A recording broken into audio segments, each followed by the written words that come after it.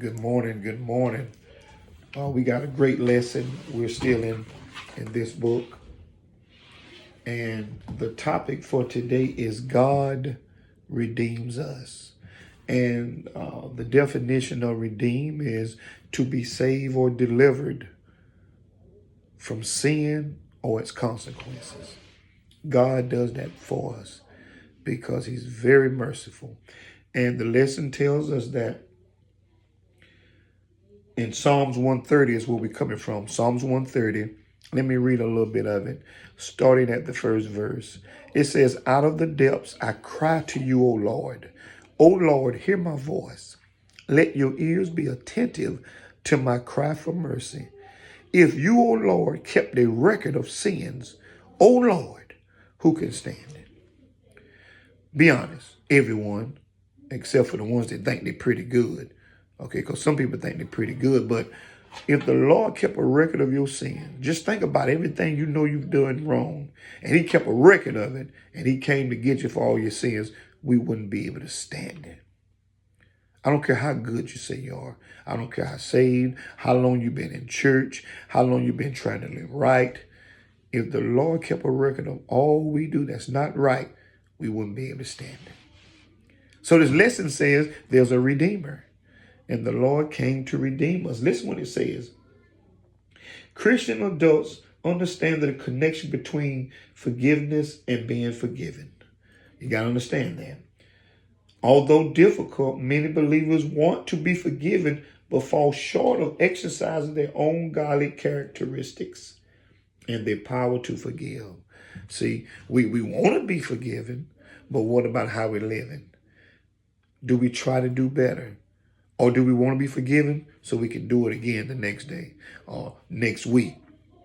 We got to pay attention to how we're living if we want to be forgiven, especially if you're not forgiving folk for what they do to you. The Bible tells us if you don't forgive them for what they've done to you, the Lord won't forgive you for your sins.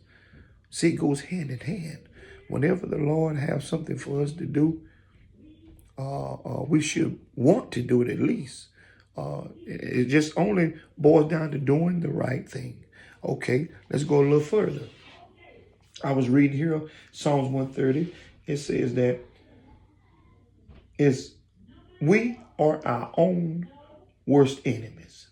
People are our own worst enemies. What are ways to address the enemy that is within us?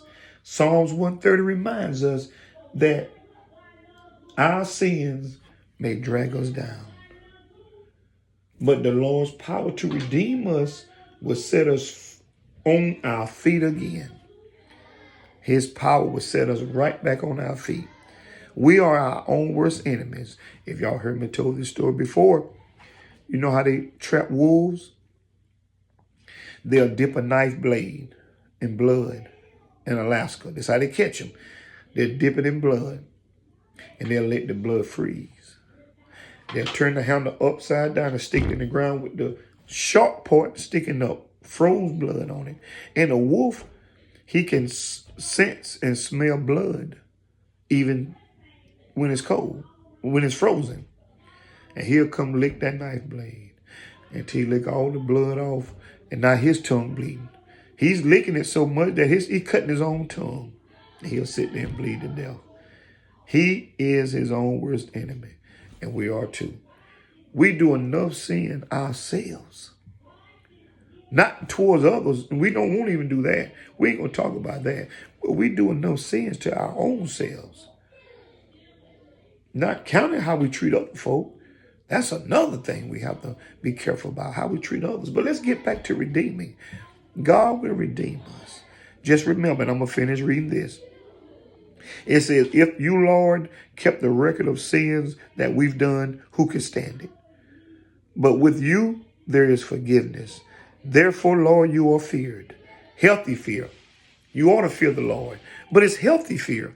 You know, like the fear of electricity, the fear of a hot stove. Healthy fear. We ought to fear the Lord. It says, I wait for the Lord, my soul waits. And in his word, I put my hope. My soul waits for the Lord.